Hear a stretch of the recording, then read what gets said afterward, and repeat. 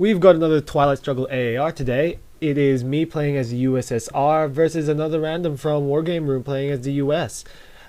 Today, I'm mostly going to go about just general card choices during the game rather than blow by blow, although it may end up degenerating into that. So let's start off.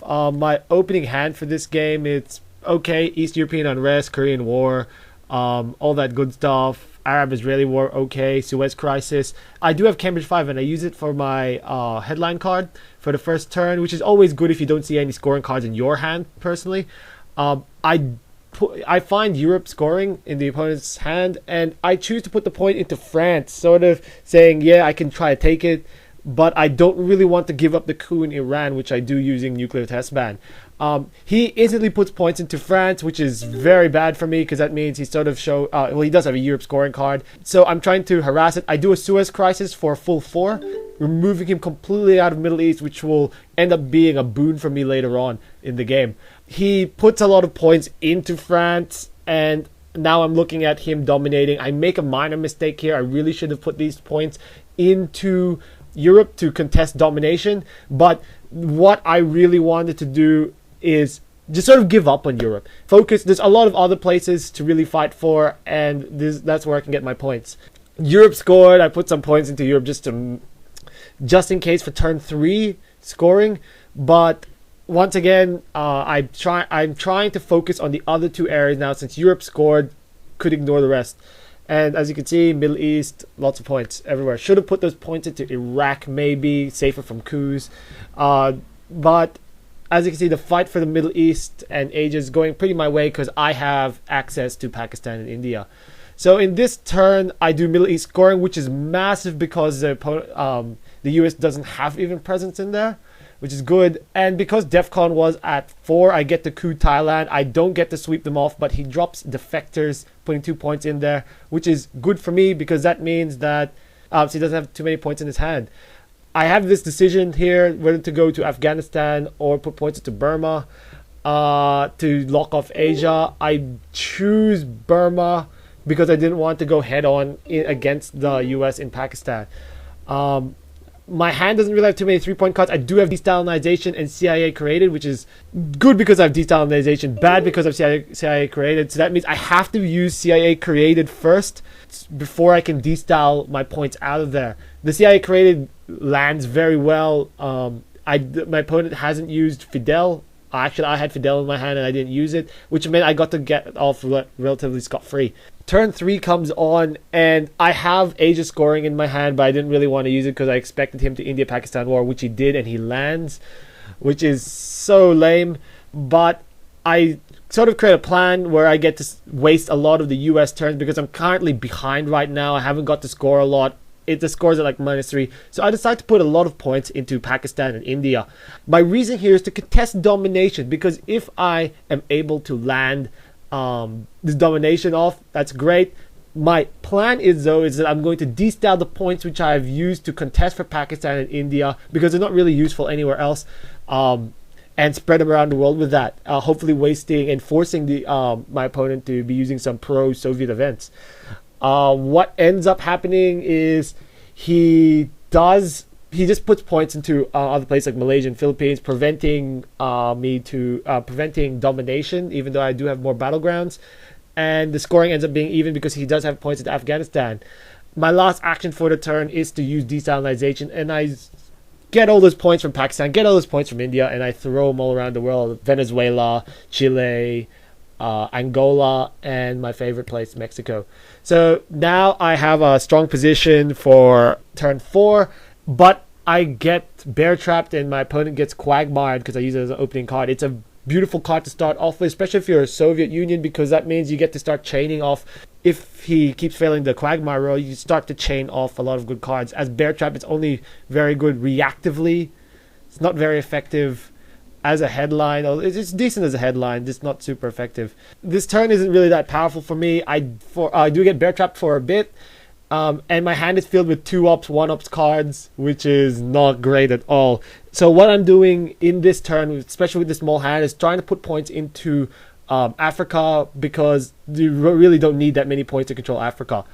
And the South America and Central America get scored, so it's now really a fight for Africa. The thing is, even though I was slowed down at the start, the key is to keep moving around the world. My turn 5 hand is actually pretty good. I do have VOA and Usuri River Skirmish, but I do have ABM Treaty and Muslim Revolution, which is great. Cuban Missile Crisis up. That's to shut off NORAD, but it's like it already got quagmired, so I completely forgot about that. But that's okay. I start to waste all my small 1-opt cards, which I also got in the hand, to steal off areas like in Middle East to make sure I keep domination. Still afraid of Sadat there. But the real main focus is sort of waiting until the end of the turn to do an explosive push, especially for Africa. Yep. So I'm going to wait until a lot of the cards used so I can just blow them away. I do have Portuguese Empire Crumbles, which can support me just in case he tries to take Angola, which he doesn't.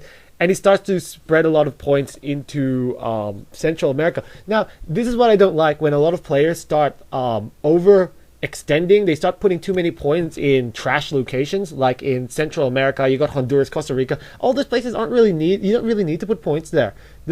Why would you waste your crucial points? Because every point is necessary in this game. Why would you waste your points by placing them there when you can place them anywhere else around, contesting other places? So I start using some of my wasted cards to call crucial areas like Colombia. He drops down Liberation Theology, which I use to place stacks of points into Cuba, Nicaragua, and Haiti to make sure I've got a power base there. And I drop down We Will Bury You to give me 3 points. And the points total is something small. We're talking like around -2 right now. And I'm really in the back foot. The game is probably going to get to endgame, and I'm not going to be able to have the power to really push ahead.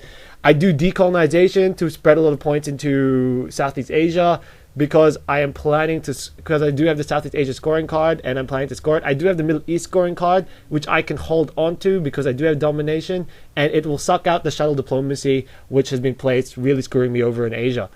So my opponent counters with his own, colonial rear guards, which is great. Nuclear test ban to shut that down.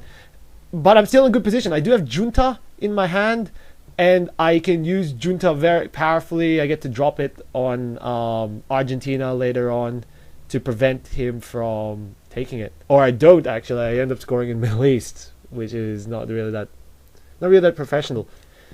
Opponent grain sells me, and he steals Ask Not What Your Country Can Do For You, which is not that great. He gives me the card back. I don't know why he does that. But because like the importance of grain sales is that you can throw it out, reduce the Soviet card's hand, not really waste an action. I mean, he could have even used that card for ops, and I find that a very critical mistake. We both make some errors here. I don't use Junta for its ability. I use it for ops, stupid program, and my opponent uses Pope John Paul for ops, not for the ability as well, which is really funny. I drop Fidel down, getting me control, and my hand for turn 6 is okay. I've got Africa scoring, which I really need to get domination for, but my opponent's starting to waste a lot of points. He's using points to gain control of Brazil, which can easily be used to sweep me out of Europe. East European unrest, I believe, is underused for its ability. A lot of people use it for the 3 ops, just throw it around, but at that point it could have really destabilized me. I managed to get domination Africa off, pushing me to a nice comfortable -12, and I start to consolidate. My big money bank was Central America, but I lose control of it pretty easily because of coups, and so I'm trying to keep it from being dominated.